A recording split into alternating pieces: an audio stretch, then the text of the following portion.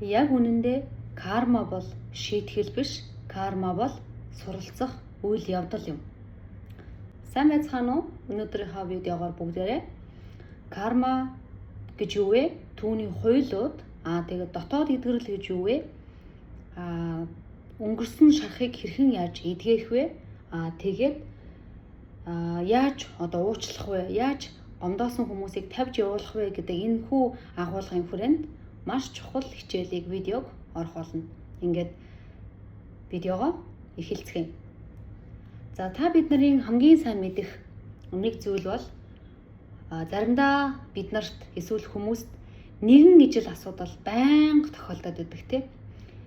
Эсвэл дандаа нэг тийм харилцааны асуудал, нэг хүнтэй харилцаагаа эцэслээд дуусгаад дараагийн хүнтэй үйл ойлголцоо, дараагийн хүнтэй зөрчилдөөд ингээд дандаа харилцааны асуудал. Нэг бол тэр нь аав ээждэрээ тэрнтэй аав ээжтэйгээ харилцаад тэмцээд ингээд ирж идэл дараа нь хань жилтэйгээ ч юм уу дараа нь хань жилтэйгээ нэг уучраа олоод гайгүй болж исэн чинь үр хүүхдүүд нь том болж ирээд өсвөр насндаа ирээд ч юм уу те ингээ үр хүүхдүүдтэйгээ нөгөө харилцааны зөрчил конфликт гэдэг асуудлыг үргэлжлүүлэх жишээний. За тэгэхээр энэ бол бид нарт ерөөсөө нэг давтагдаад байгаа нэг тийм цикл буюу харилцааны асуудал байгаа гэсэн үг. Тэгэхээр нэг харилцааны асуудал гэхдээ өөр хүн дээр гарч ирээд байна гэсэн. Яг үүнтэй адилхан бас мөнгөний асуудлууд байж болдог. Жишээлбэл та дандаа цалингийн хооронд байдаг тий. Аль ч ажилд орсон дандаа тийм байдаг. Ажлаа солиод цалингаа нэмүүлсэн ч ялгаагүй. Эсвэл эхнэр нөхөр хоёулаа ажил хийдэг мөртлөө хоёулаа ажил хийгээд ч гарт тий хоримтлуулсан юм байхгүй болох гэд ингээд санхүүгийн буюу мөнгөний асуудлууд дандаа учирч явах юм бол энэ танд бас дандаа нэгэн хэвийн асуудлууд учирч байна гэсэн. Тэгэхээр нэгэн хэвийн асуудлууд дахин давтагдаад байх юм бол энд universe танд нэг зүйлийг хэлээд байгаа гэсэн. Тэгэхээр бид нэг зүйлийг хичээл болгож авах ёстой гэж ойлгох нэ. Бид нар ихтэй тэхгүйгээр яагаад би дандаа ингэдгийг, яагаад заавал би гэж, яагаад заавал би ийм тий азгүй юм бэ гэх мэтчлэн өөрийгөө буруутгаж, зэмлж өөртөө хатуу хандаж эхэлдэг. Яг үнэндээ тэгэх ерөөсөө шаардлага байхгүйгээр бид нар энэ зүйлийн учир шалтгаан руу бид нар илүү гүнзгий орох хэрэгтэй болох нэ. Карма гэдэг нь зөвхөн хувь тавилан биш. Энэ бол бидний өдөр бүрийн үг, үйлдэл, зуршил, үйлдэлийн үр дүн байдаг. Карма гэдэг бол үр дүн. Бид бусдад хэрхэн хандна, өөртөөгөө яаж харьцна, тэгээд ямар сонголт хийдэг вэ гэдэг нь ерөөсөө бидний амьдралд тодорхой хэмжээгээр нөлөөлж байдаг. Тэгэхээр энэ зүйл маань энерги болгож хуримтлагдсаар байгаад карма болж бид нарт тэр ирдэг байна.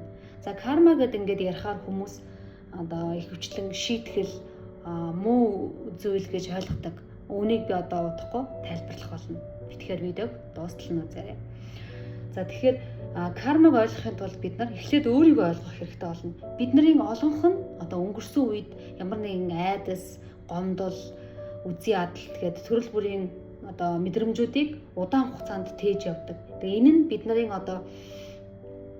дотоодод нөлөөлж байдаг. Буюу бидний дотоод ертөнцийг бүрдүүлж байдаг. Тэгэхээр бидний дотоод ертөнц маань айцаар дүүрэн байна уу, гомдлоор дүүрэн байна уу гэдгээс маш олон зүйлүүд хамаардаг. Дотоод эдгэрлийн хамгийн том үр дүн бол амар амгалан байдаг. Амар амгалан гэдэг нь ямар ч асуудалгүй амьдрал биш, харин асуудалтай тулгарсан ч гэсэн сэтгэлээ тайван байлгах чадвар юм. Бясалгал хийх, талархал бичих, эсвэл өөртөө амрах цаг гаргах, байгальд алхах зэрэг энгийн дадлууд нь бид нарыг тайван байлгахад тусалдаг. Тэр хүн өөрийгөө сонсож сурсан үед гаднах зүйлс түүнийг өмнөх шигээ амархан ганхуулж чадахгүй. Тэгэхээр карма, дотоод эдгэрэл, амар амгалан гэдэг нь бүгдээрээ төцтэй ойлголт биш. Зөв үйлдэл нь сайн кармаг бүтээж, сайн карма нь тайван амьдралыг бий болгодог бол тайван амьдрал нь дотоод эдгэрлийг улам гүнзгий болгодог. Тэгэхээр энэ гурван хоорондоо гинжин холбоотой байх нь. Харин дотоод эдгэрэлтэй хүн зөв сонголт хийж энэ тойргийг өргөжлүүлдэг. Тэгэхээр энэ гурван зүйл маань эцэстээ бид нарын зөв сонголт хийхэд авчирдаг байна. Бид нарын карма, дотоод итгэл, амар амгалан байж бид нар зөв сонголтыг хийнэ гэсэн үг. Өөрчлөлт үргэлж жижиг алхмаас эхэлдэг учраас өнөөдрөөс эхлээд өөртөөгөө инэрэнгүү хандаж сайн сайхан зүйлсийг бусдад түгээхийг хийж хичээх хэрэгтэй. Карма гэдгийг бид нар ихэвчлэн муу зүйл хийвэл муу зүйл буцаж ирнэ. Сайн зүйл хийх юм бол сайн зүйл буцаж ирнэ гэж энгийнээр ойлгодог. Энэ нь тодорхой хэмжээгээр үнэн боловч карма үүнээс илүү гүн утгатай. Өөрөөр хэлбэл карма бол шийтгэл биш, харин суралцах үйл явдал.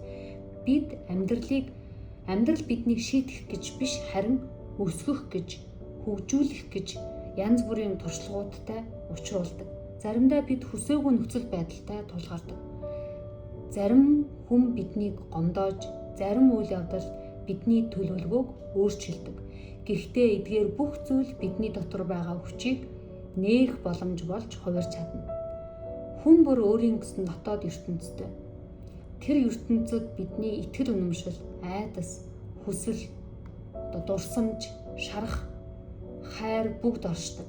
Бид гаднах амьдралаа өөрчлөхийг хүсдэгч хамгийн түрүүнд өөрчлөгдөх ёстой зүйл бол бид нарын дотоод байдал байдаг.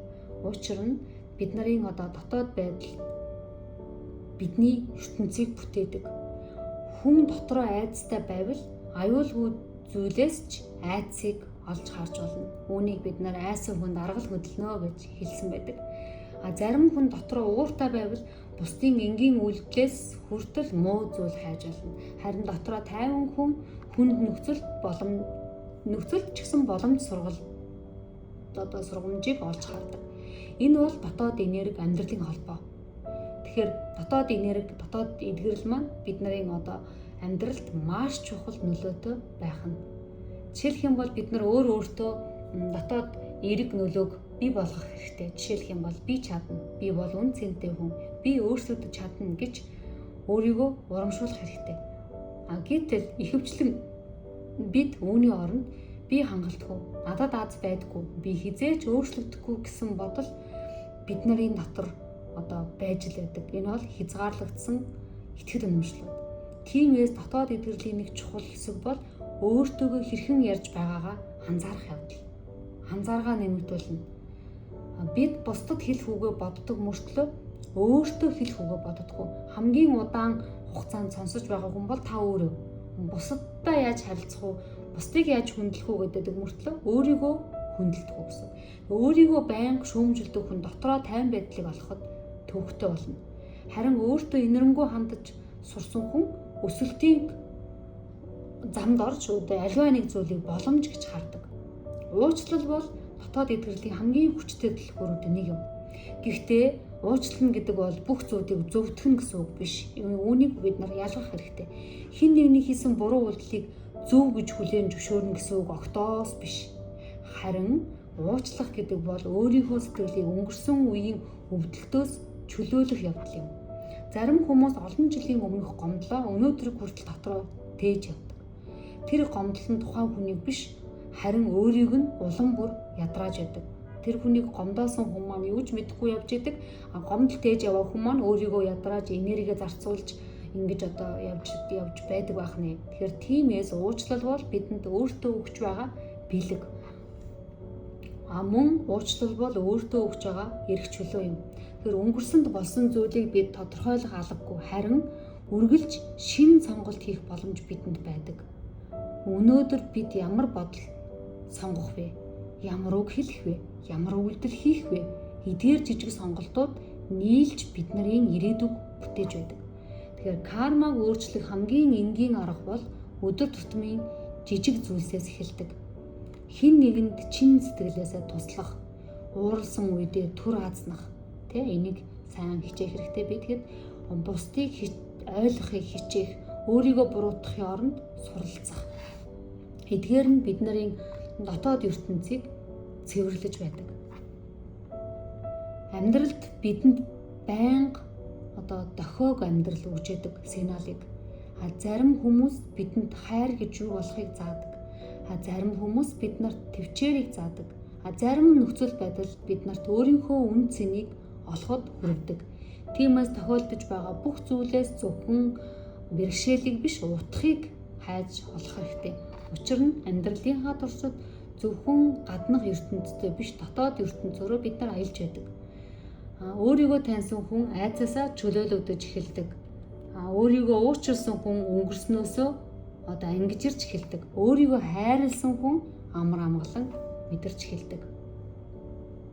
Тэгвэл бид нар дотоод шарахыг илүү дэлгэрүүлээд авч үзье. Хүн бүрт өөрийн гэсэн бага насны түүх гэж байгаа. Тэгээд зарим хүмүүс үнийг ярьдаг, зарим хүмүүс бага насаа дурсахаараа таагүй мэдрэмжүүд авдаг. Гэт хүн болгонд өөрөөр. Гэтэл энэ бага насандаа авсан драма буюу эдгээгүй шарахнаар алга болдоггүй. Тэр зөвхөн өөр хэлбэрээр илэрдэг. Заримдаа бид уурлаж байгаагаа өөрсдөө ч ойлгодоггүй. Яагаад жижиг зүйл хит эмзэг хандаж байгаагаа мэддэггүй. Яагаад зарим хүмүүсийн үг бидэнд маш хүчтэй нөлөөлөхийг ойлгодоггүй. Учир нь өнөөдрийн мэдрэмжийн цаана өнгөрсөн үеийн ямар нэгэн туршлага нуугдаж байдаг. Хүүхэд наснд сонссон нэг үг магадгүй тэр хин нэгний танд хандсан хайхрамжгүй хандлага, өөрийгөө ганцаардсан мэдэрсэн мөч, хин нэгэнд хүлээн зөвшөөрөгдөхийг хүссэн боловч авч чадаагүй хайр, эдгээр зүйлс дотоод ертөнцид уул мөр үлдээдэг. Гэхдээ өнгөрсөн бидний хувь тавиланг бүрэн шийдэх ёсгүй. Тийм учраас бид нар өнгөрснөө эдгээж сэтгэл заслын эмчилгээ, ховсын эмчилгээнээр бид нар ордог байх нэ. Өнгөрсөн бол бид нарын багшил байх учиртай. Түүнээс биш өнгөрсөн бид нарыг байнга удирдах байх ёсгүй.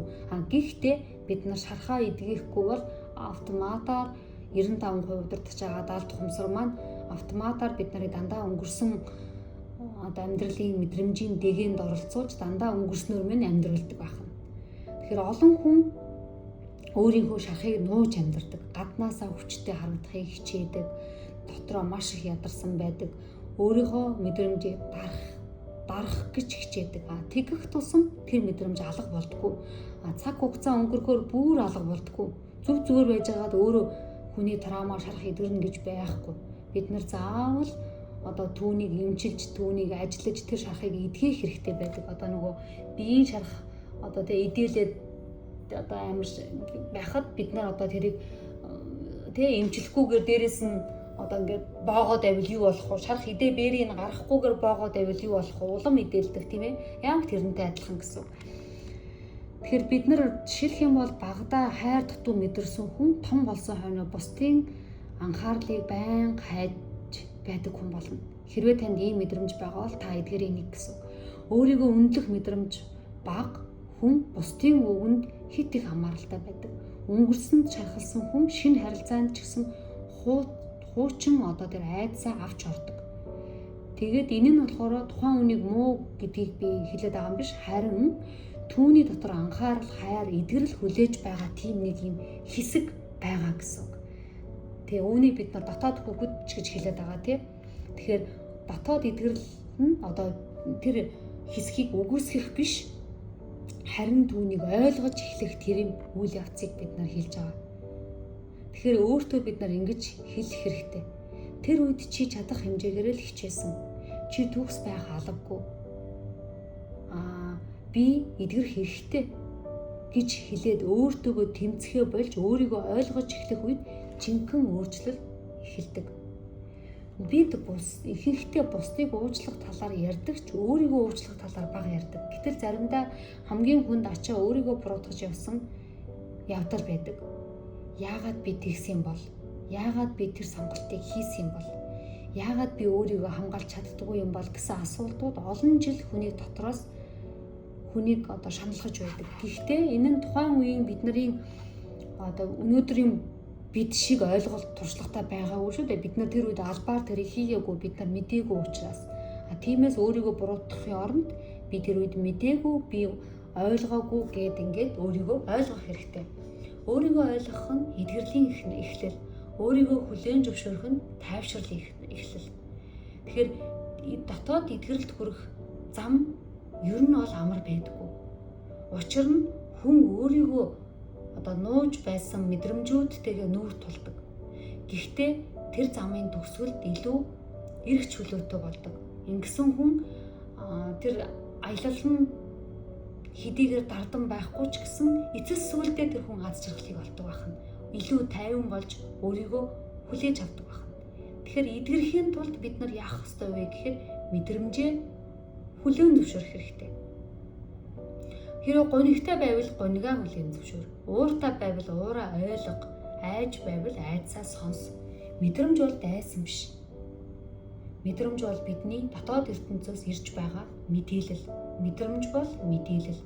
Тэр бидэнд ямар нэгэн зүйл анхаарах хэрэгтэйг хэлж байгаа. Тэгэхээр өөрийнхөө дотоод дуу хоолойг сонсож эхлэх үед бидний амьдрал өөрчлөгдөж эхэлдэг. Учир нь бид гаднаас аз жаргал хайсаар л байдаг ч жинхэнэ тайван байдал бидний дотор аль хэдийн оршдог. Зөвхөн түүнийг олж харах хэрэгтэй.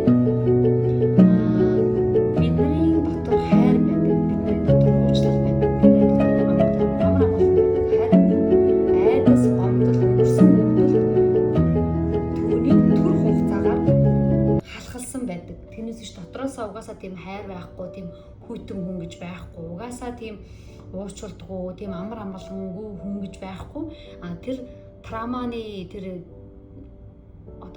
юугаар хор уршигаар тэр таагүй дурсамжуудаасаа болоод энэ мэдрэмжүүдийг түр зуур бид нар яах нь халахалсан байдаг. Тэгэхээр дотоод эдгэрэл гэдэг бол бид нарын өнгөрсөнд авсан тэр өвдөлтийг эдгэх ийм үйл явдлыг хэлж байгаа. Өөрөөр хэлэх юм бол жинхэнэ өөрийгөө мөн чанартай буцаад очиж байгааг бид нар дотоод эдгэрэл гэж хэлдэг юм аа. За дотоод эдгэрлийг ярихад бид нарт уучлал гэдэг ойлголт хэрэг болно. Тэгэхээр уучлалын хүч өнгөрснийг суллаж жинхэнэ эрх чөлөөг олох хэрэгтэй болно. Хүн бүр ямар нэгэн тийм таагүй дурсамж, тийм гомдол өнгөрсөнд авсан зүйлүүд байдаг. Хүн өнгөрсөн өөрөө биш, харин өнгөрснийг өнөөдөр хүртэл авч яваагаа хүнд асуудал байдаг. Зарим хүмүүс олон жилийн өмнө сонссон ганцхан үгээ мартаагүй байдаг. Зарим нь өөрийг нь орхиж явсан хүнийг өнөөдөр ч бодсоор байдаг. Зарим нь өөрийнхөө хийсэн алдааг дахин санаад өөрийгөө шийтгэсээр байдаг. Гэхдээ энд бид нар нэг зүйлийг ойлгох хэрэгтэй. Өнгөрсөн бол аль хэдийнэ дууссан. Харин түүнийг өнөөдөр бид нар амьдруулад тэр өнгөрснөөрөө амьсгалаад байгаа нь бид нар өөрсдөө юм. Тэгэхээр өнгөрснийг байнга эргэж харах тусам өнөөдрийн амьдралаараа бид нар өнгөрсөнд очиж байгаа гэсэн. Тэгэхээр өнөөдрийн амьдрал одоо дээрээ байж аз жаргалыг бид нар мэдэрдэг буюу здесь сейчас байх хэрэгтэй гэсэн. Тэгэхээр ийм учраас эдгэрлийн хамгийн чухал алхмуудын нэг бол уучлал байдаг. Олон хүн уучлал гэдгийг буруу ойлгодог. Буруу юм хийсэн хүнийг зөвтгөж авнаа гэж ойлгодог. Харин хэн нэгний буруу үйлдэлийг зөвтгөн гээгүй. Энд бол бид нар дотроо тэр хадгалж байсан зүйлийг тавьж явуулахыг бид нар хэлж байгаа юм аа. Уучлал бол ерөнхийдөө ихэвчлэн бусдын төлөө биш, өөрийнхөө төлөө байдаг. Тэр хүн гомдлоо хэр удаан хадгалж явна, төдий хэмжээгээр хүний гомдол маань зан чанар болж хувирдаг. Инээмсэглэхээ болдог, хүнд итгэхээ болдог, хайрыг хүртэл айдастай хүлээж авдаг. Тэгээд өнгөрсөн үеийн түүний ирээдүг удирдах эхэлдэг. Ийм учраас бид нар заавал амьдралдаа ядаж ялангуяа одоогийн энэ нийгэмд бид нар амьдралдаа ядаж жилд нэг удаа сэтгэл заслын эмчилгээнд очиж өөрийгөө диагноз гэж хэлдэг оншилгоо хийлгэж өөрийнхөө дотоод сэтгэл дээр байгаа энэ хар энергиуд, айдсууд, блокуудаа бид нар арилгуулах ёстой. Тэгээд би маш олон сэтгэл заслын аргуудыг туршиж үзсэн хүмүүсийн хувьд хэлэхэд хамгийн үр дүнтэй арга бол ховсын эмчилгээ байдаг. Сэтгэл заслын хамгийн үр дүнтэй арга. Хурдан эмчлэгдэж үр дүн хүсэн хүлээдэг монголчууд бидний хувьд хамгийн зөв арга бол ховсын эмчилгээ. Тийм учраас манай Pfizer Actem нь ховсын эмчилгээг маш чанартай онлайнаар хийдэг. Тэгээд гадаадаас ч хөдөөнөөс ч хөдөө орон нутгаас ч хотоос ч ханаас ч байсан та ховсын эмчилгээнд орох бүрэн боломжтой. Өөрийнхөө тэр сэтгэл дотроо тээж яваа тэр шарах бэрхшээл одоо нууж яваа тэр болгоноо одоо ил болгож имжлэх юм бүрэн боломжтой. Тэгээ хамгийн гол нь мэрэгжлийн одоо өндөр чадвартай хүмүүсийн тусламжтайгаар гэсэн юм аа. Тэгэхээр энэ бол яалчгүй эдгэрлийн нэг хэсэг. Тэгэхээр түрүүн би ярьсанчлан хэрвээ та өөрийгөө эдгэх юм бол танд дандаа аз жаргал, өндөр орлого, таны хүсэн хүлээсэн мөрөөдлийн амьдрал бүх зүйл таныг хүлээж байгаа. Гагцгүй бид нар тэр травмаагаа даван туулаад тэр одоо нөгөө тэр доогуур vibration-ээс өөрийгөө татаж гаргаж чадах юм бол биднэрт эдгэрэл, амар амгалан, аз жаргал, хүсэн хүлээсэн амьдрал гэдэг зүйлүүд бид нарыг хүлээж байгаа юм аа. Тэгэхээр бид нар энэ өнгөрсөн хүлээснээс одоо гарах хэрэгтэй болно. Тэгэхээр хүн ер нь бол өөрөөсөө асуулт маш сайн асуудаг байх хэрэгтэй. Бид нар болохоор өөрөөсөө шийдэл хаагаад байдаг. Тэгэхээр өнгөрсөнд одоо жишээлбэл та гинт уурлаа гэж бодъё тий. Одоо бүр өөрийгөө барьж дэлэхгүй уурлаа, дэм аваа шидлээ гэж бодъё. Тэгээд дараа нь тайвширсныхаа дараа би ер нь яагаад ийм юм бол гэж бодохын оронд энэ уур надад юу харуулах гэдэг вэ? Энэ уурын цаана юу байна? Айдас уу? Эдгээгүй шарах уу? Эсвэл гомдлоо гэж асуух юм бол бид нар асуудлаа зөв тавьсан учраас хариултаа бид нар олно. Тэгээд бид өөртөө хэлэх хэрэгтэй. Тийм ээ, би шахалсан. Тийм ээ, тэр зүйл намайг өвтгсөн. Гэхдээ би насан туршдаа энэ өвдөлттэй хамт амьдрахыг хүсэхгүй байна гэж хэлэх хэрэгтэй. Энэ мөчөөс л бид нарын эдгэрэл эхэлдэг. Тэгээд эдгэрлийг бид нар ганцаараа даван туулах ихэвчлэн боломжгүй байдаг. Одоо жишээлбэл бидний бие өвдөх үед бид нар ганцхан өөрийгөө эмчилж чаддаггүй шүү дээ. Бид нарт заавал мэрэгжлийн хүн хэрэгтэй, бид нар эмнэлэгт очиж эмчт үзүүлдэг. Яг тэрнтэй адилхан одоо энэ гомдол, травма, шарах, өнгөрсөнд авсан бүх зүйлийг бид нар мэрэгжлийн хүнд буюу мэрэгжлийн сэтгэл засалч, ховсчин одоо энэ хүмүүс рүү очиж эдгээдэг байх нэ. Да ялангуяа ганцаарчилсан ховс, VIP ховс бол хүнд бол одоо маш олон эерэг одоо үр дүнгуудыг бол авчирдаг юм шүү. Тэгээд хүн нэг алдаагаа зөвхөн одоо дахин бодснороо биднэрт одоо харамсал гэдэг нэг зүйл гарч ирнэ. Тэгэхээр нөгөө хүн тэр алдагдлыг өөрийг нь хүчтэй болгохын тулд сургамж гэж харж байхад нэг хүн энэ зүйлийг би тэгэх байсан гэж дандаа энийхээ араас харуулсаж байдаг. Энэ бас сөрөг мэдрэмжтэй орно. Бидний энергийг маш их сорно. Тэгэхээр үйл явдал нь ижлэхэн боловч бидний хандлага өөр болж байгааз тэгэхээр дотоод хандлага маань өөр болж байгааг бид нар харж байна. Тэгэхээр бидний эдгээгүй дотоод шарахтаа бидний хандлага нэг өөр, альва үйл явдалд эдгсэн бидний хандлага нэг өөр болно гэсэн. Тэгэхээр бодол өөрчлөгдвөл мэдрэмж өөрчлөгдөнө. Мэдрэмж өөрчлөгдөх юм бол үйлдэл өөрчлөгдөнө. Үйлдэл өөрчлөгдөх юм бол амьдрал өөрчлөгдөнө. Тиймээс бүх зүйл өөрчлөлт гаднаас биш, дотроос эхэлдэг байна. Бодлоос эхэлдэг, мэдрэмжээс эхэлдэг, үйлдэлээс эхэлдэг гэхээр дандаа дотроос эхэлж байна. Зарим хүмүүс аз жаргалтай болохын тулд илүү мөнгөтэй байх хэрэгтэй гэж боддог.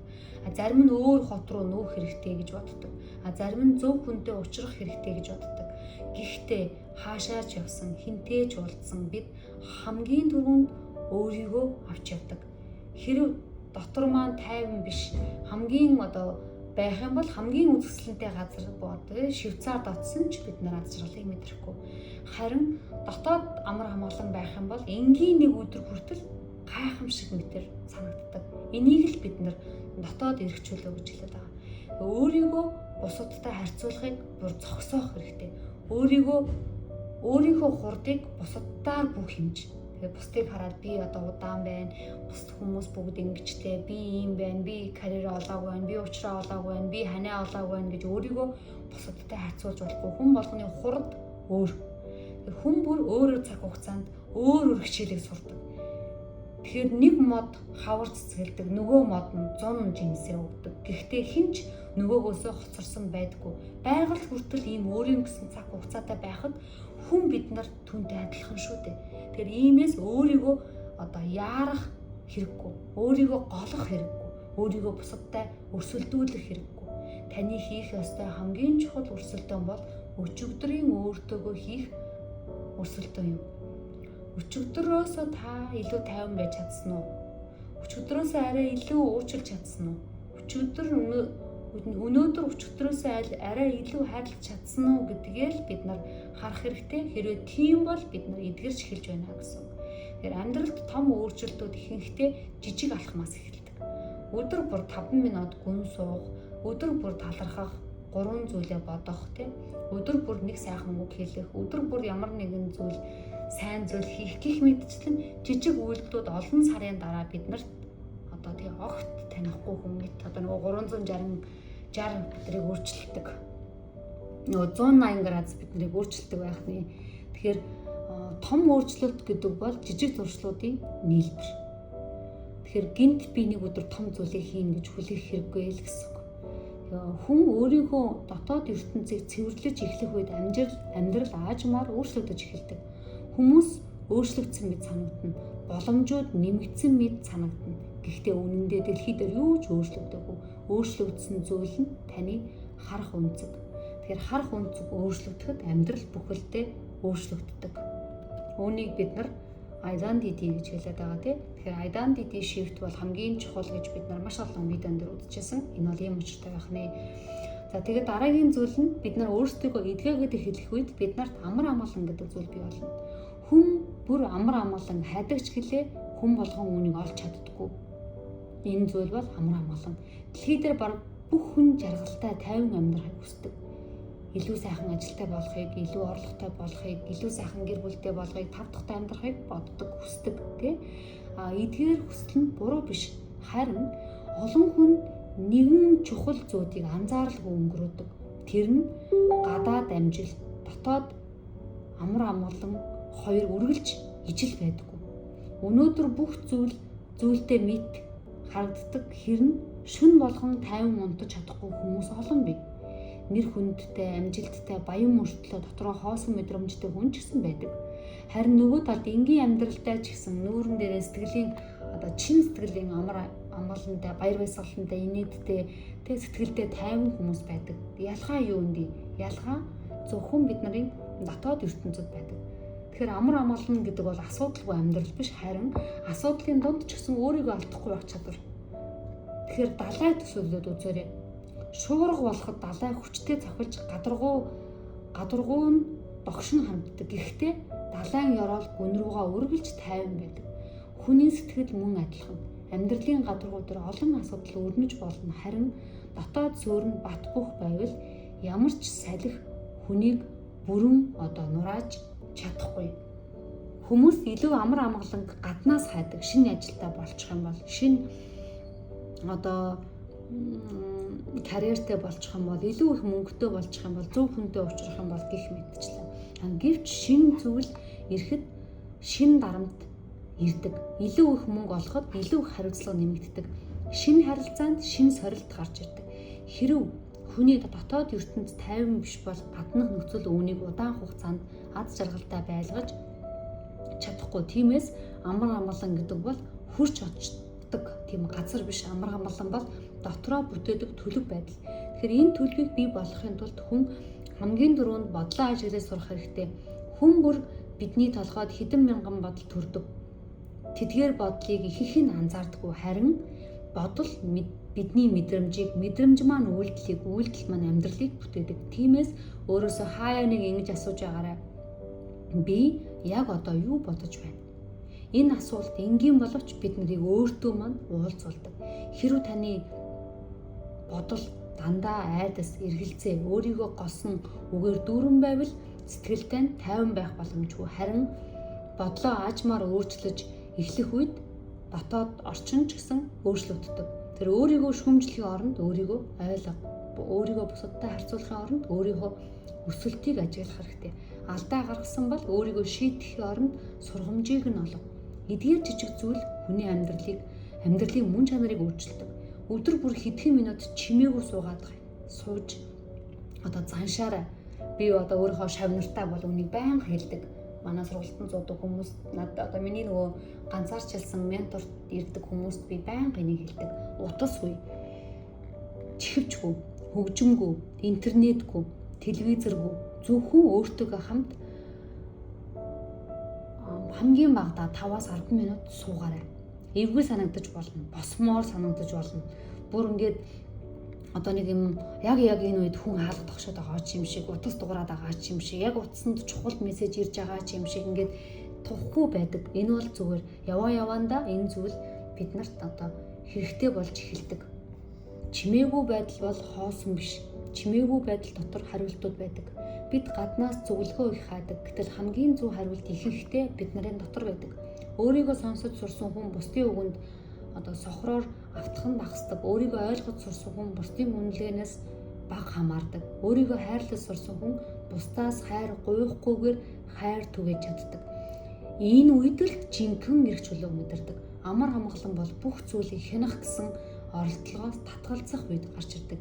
Бид бүх хүнийг өөрчилж чадахгүй, бид нөхцөл байдлыг өдөртөж чадахгүй, бид өнгөрснийг буцааж чадахгүй, бид ирээдүг бүрэн мэдэхгүй. Гэхдээ бид үргэлж нэг зүйл мэднэ.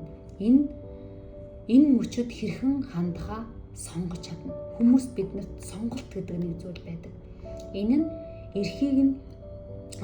эрхийг сонголт хийх эрхийг биднээс хинч булааж чадахгүй. Яг энэ сонголтыг бид нар ингэж үнэнээр нь хийж эхэлсэн үед бид нарын айдас хүртэл аажмаар биднээс багасдаг байна. Тэгэхээр амьдралын хамгийн том зүйл бол бид нарын өөрийгөө удирдах одоо чадвар байдаг. Хүн одоо уурыг удирдах чаддаг хүн хүчтэй харагддаг. Айдсыг давж чаддаг хүн зоригтой харагддаг. Бодлыг ажиллаж чаддаг хүн ухаантай байдаг. Өөрийн сэтгэлийг тайвшруулж чаддаг хүн жинхэнэ эрх чөлөөтэй байдаг. Тиймээс амар амгалан хайхаа яг одоо зогсоо. Харин түүнийг өдөр бүрийн жижиг үйлдэлээрээ бүтээ. Учир нь амар амгалан холддог зүйл биш, бий болгодог зүйл. Өнөөдөр нэг хийсэн зөв үйлдэл, өнөөдөр нэг хийсэн зөв бодол, өнөөдөр нэг хэлсэн зөв үг, өнөөдөр нэг уулчилсан нэг хүн, өнөөдөр өөртөө өгсөн нэг боломж эдгээр нь таныг маргаашиг бүтээн. Тэр үед та жинхэнэ тайван амар амгалан унтаж одоо чадна гэсэн үг юм аа. За тэгээд ингээд дотоодын амар амгаланг холоод эхэлсэн үед бид нарын дараагийн ойлголт бол энерги. Энэ дэлхий дээр бүх зүйл энергиэс бүрддэгч одоо шинжлэх ухаан, эртний сургаал олон өнцгөөс нь тайлбарладаг. Бидний бодол, бие, тэрч байтугай хэлж байгаа үг хүртэл энерги. Хэдийгээр бид нар тэр энергийг нүдэрээ харж чадахгүй ч гэсэн түүний нөлөөг хүн бүр мэдэрч байдаг. Та хизээ нэгэн өглөө эхлээд бүх зүйл одоо өглөөнөөс эхлээд бүтэмжгүй байгааг анзаарч байсан уу? Жижигхэн асуудал араасаа гарч хүмүүсийн хэлсэн үг таныг бухимдуулдаг үгүй байсан уу? Харин зарим өдөр бүх зүйл эсрэгээр өрнөдөг. Санамсаргүй боловч сайхан хүмүүс таараад сайхан бүтэмжтэй бодоод сэтгэлдээ тайван байдаг. Энэ нь аз биш байж болох юм. Бидний дотоод гаднах ертөнцтэй хэрхэн харилцдаг гэдэг нь одоо нөлөөлдөг. Хүн дотроо үргэлж ууртай. Бухимдалтай явах юм бол эргэн тойрондоо ч тэр мэдрэмжийг түгээдэг. Бусад хүмүүс ч түүнийг мэдэрдэг. Харин тайван, ээлдэг, итгэлтэй хүн хаан чадсан дулаан уур амьсгалтай болж чаддаг. Тиймээс таны үгийг мартаж болох ч таны төрүүлсэн мэдрэмжийг удаан санаж үлддэг. Энэ бол энергийн илрэл юм. Таталцлын хууль гэх ойлголтын талаар олон хүн ярьдаг. Зарим нь үүнийг хэтрүүлэн ойлгодог бол зарим нь огт үгүйсгдэг. Үнэн дээр хамгийн чухал нь ид шид хайх биш, өөрийнхөө дотоод хандлагыг ойлгох ёстой зүйл. Хэрэв өдөр бүр өөрийгөө бүтлгүй гэж бодох юм бол шинэ боломжийг бид нар анзааралгүй өнгөрөв. Харин өөртөө итгэдэг хүн ижил нөхцөлд тийм боломжийг олж хардаг. Өөрөөр хэлэх юм бол бидний бодол бидний хамаарлалыг буюу анхаарлыг чиглүүлдэг. Анхаарал маань сонголтыг авчирдаг. Сонголт маань амьдралыг бүтээдэг. Иймээс бидний бодол маш үнцэнтэй. Өдөр бүр өөрөөсөө ямар үг сонсож байгаагаа анзаараарай. Би чадахгүй, надад боломж байхгүй, би хэтэрхий оройтсон. Эдгээр өгүүлбэрийг давтах тулсан тарих үүнийг үнэн гэж ойлгоно. Харин өөртөө эсрэгээрээ ингэж хэлээд үзээрэй. Би өдөр бүр суралцаж байна. Би алдаанаасаа өсөж байна. Тэгээ дэвшиж байна. Тэ эсвэл миний өмнө шинэ боломжууд нээгдэж байна гэж хэлэх хэрэгтэй. Энэ нь өөртөө худлаа ярьж байгаа эсвэл өөрийгөө хуурж байгаа зүйл биш. Энэ бол дотоод ертөнцийг шинэ чиглэлд сургаж буй мэдрэмж юм. Хүн одоо энергийг хамгийн хурдан өөрчилдөг нэг зүйл байдаг. Энэ бол талархал. Талархдаг хүн одоо бүх зүйлд төгс болсон учраас талархдаггүй, харин байгаа зүйлдээ талархдаг учраас тайван амьдардаг. Өглөөс ирээд амьсгалж байгаадаа, эрүүл байгаадаа, гэр бүлдээ одоо сурж байгаадаа, алдаанаасаа хүртэл сурж байгаадаа талархдаг, алдаандаа хүртэл талархдаг хүмүүс байдаг. Тэгэхээр талархал бол дутагдaltaй төлөрсөн одоо сэтгэлдлийг элбэг дэлбэг байдал руу аажмаар шилжүүлдэг зүйл юм. Харин бидний энергийг хамгийн их шавхдаг зүйл бол гомдол юм. Өдөр бүр гомдолдог хүн аажмаар амьдралынхаа сайхан зүйлсийг харахаа болдог. Өдөр бүр талархдаг хүн жижиг зүйлээс ч гэсэн баяр баясгалыг олж хардаг. Жишээлбэл халуун цай уух, ээжийн инээмсэглэл, найзын чин сэтгэлийн үг, тэр нар жаргахыг харах хэдхэн минут гэд эдгээр нь бүгд үнэгүй атлаа хамгийн одоо үнэтэй бэлгүүд байдаг. Ихэвчлэн бид үүнийг аз жаргалтай болно гэж боддгоо. Гэтэл аз жаргал яг одоо дээр оршиж байдаг.